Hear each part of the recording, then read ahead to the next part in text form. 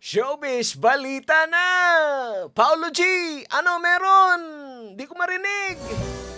Ulitin natin.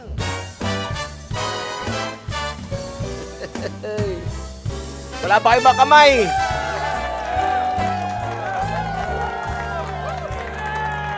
Ito na, usong ginagawa ngayon ng mga kaibigan natin. Sa industriya ang pinasok ho natin, kailangan nakakasabay tayo podcasting, mga kaibigan. Inyong lingkod, Paolo G. Syempre, dahil ho sa napapanahon ngayon na mapag-usapan yung mga nakikita ho ninyo sa timeline ho ninyo, bakit di natin pag-usapan, lalong-lalo na mga kaibigan.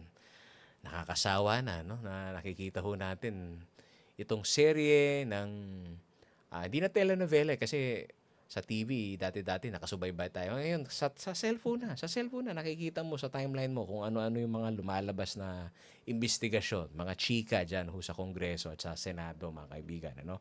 So, ayan. Doon ho sa mga nagtatanong ho sa atin, ano bang pasabog? May mga paandar ba? May drama ba na kung minsan, sa totoo lang, mas exciting pa raw sa K-drama, Diyos mio Marimar, Paolo G, totoo ba yan? Oo, totoo ka dyan, ate, kuya. At, pero, alam nyo, bakit hindi ho natin harapin ang katotohanan? Sabi nitong mga tropa ko, Paolo G, ang tanong ba, in aid of legislation o in aid of re-election? Political ambition niya ang nangyayari. Ito hong episode natin na to. Gusto kong parangalan ito hong yumao na talaga namang makukuha mo yung real talk sa taong to. Senator Miriam Defensor Santiago.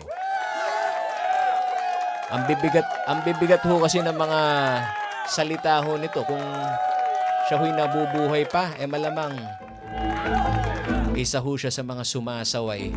Diyan ho sa mga kontrobersiya, naririnig ho natin. Diyan ho sa Kongreso, diyan ho sa Senado. Sabi nga ho ni Senator Miriam Defensor Santiago, ang yumaong senadora.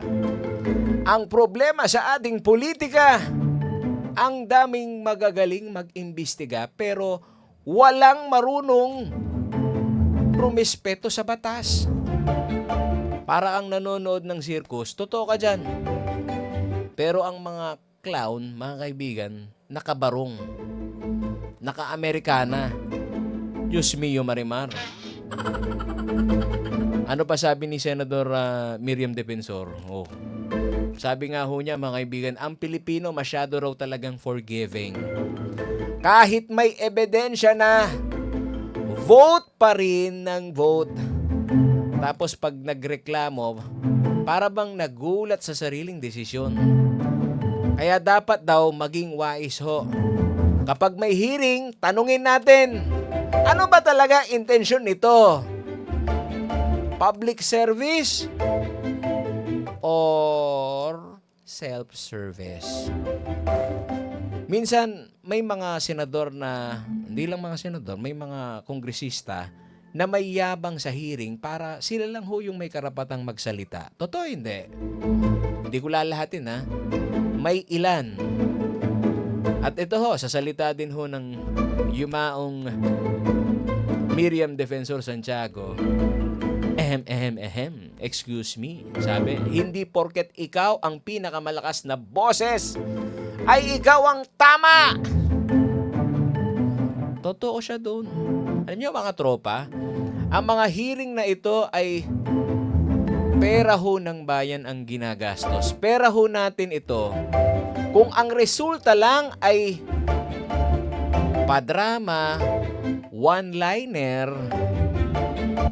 hindi ho ito makakatulong sa ating pong bansa. Tama, 'di ba? Ikaw na nakikinig. Di ba ga? Do not confuse a committee hearing with a telenovela. We are not here to entertain. We are here to legislate. Yan ho yung mga litanya ho ng senadora Kaya ang mahalaga, maging mapanuri tayo. kapag may biglang paimbestiga ang isang kandidato bago mag-eleksyon, itanong natin, batas ba ang habol mo o boto? Bilang mga mamamayan, mga kaibigan, kayo pong mga nakakapakinig sa podcast na to, dapat maging sharp tayo. Hindi pwedeng puro palakpak lang. Sabi nga po ni Senadora Miriam, ang taong tamad mag-isip, mas madaling mauto. Ulitin natin para tumatak dito sa mga followers natin. Ang taong tamad mag-isip, mas madaling mauto.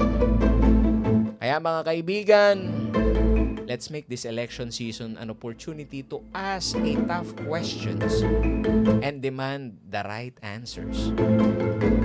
Wag ho tayong mga, unyango. Minsan, yan pa problema ng marami ho sa atin. Unyango tayo. Diba? Kung saan ka nakaharap, doon ka. Kailangan meron kang paninindigan. Itanong mo yung mga mabibigat na tanong. At kung hindi sila makasagot ng maayos, well, sa mga salitang Miriam, you are nothing but a second-rate trying hard copycat. Tingnan natin sa 2025 sino ho ang totoo at sino ho ang pakitang tao lang. Marami hong salamat sa pakikinig mga katropa.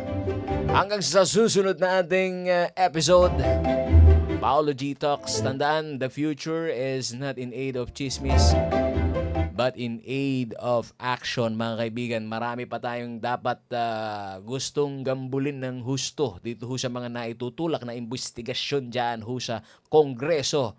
At sa Senado, medyo tahimik na ba? Wala na bang in aid of legislation? Diba? Ngayon nakatutuko tayo sa Kongreso. Yan ho ang gusto nating pakitunguhan. At bukas makalawa.